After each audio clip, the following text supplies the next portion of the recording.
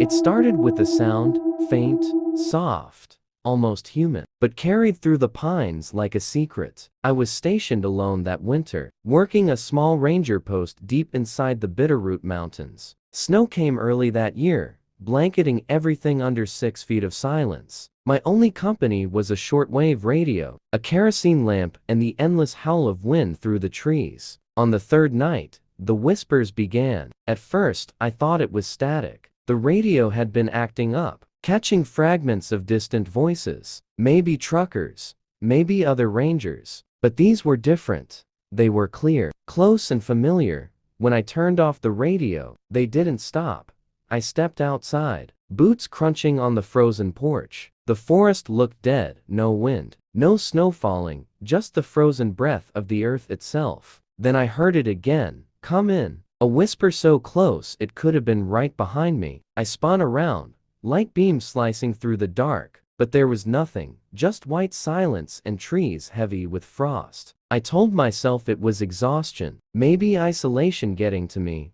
I went back inside, locked the door, and turned the radio on again just to drown it out. That night, I dreamed of voices under the floor. By morning, I found footprints around my cabin, bare feet, small ones, circling the building again and again before vanishing into the trees. The snow had fallen all night, so whatever made those prints had been out there recently watching. I tried to call for backup. The radio gave nothing but static. Hours later, it picked up a faint signal, someone whispering my name over and over. My name. I slammed the radio off. That evening, the whispers grew louder. I could hear them under the floorboards now, like someone crawling slowly beneath me. My lamp flickered, and I caught a reflection in the window, something moving just outside the glass. I stepped closer. A face pressed against the window.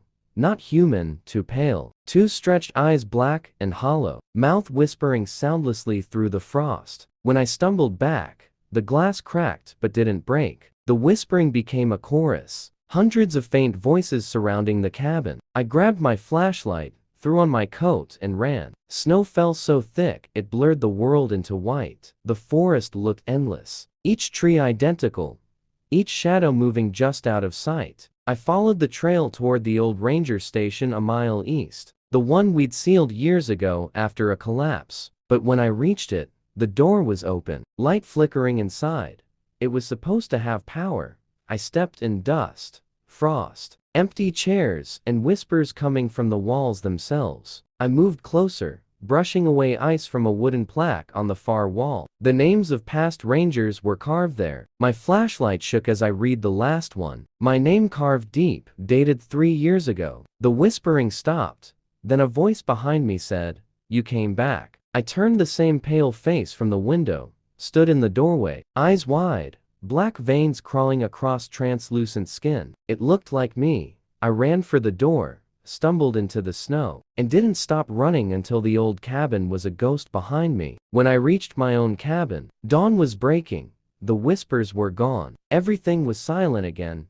I thought I'd made it. But when I entered, I saw my radio turned on. The light steady. From the speaker came a soft, trembling whisper, "You shouldn't have left us alone." Then the signal cut, the lamp went out, and from under the floorboards, the whispering began again.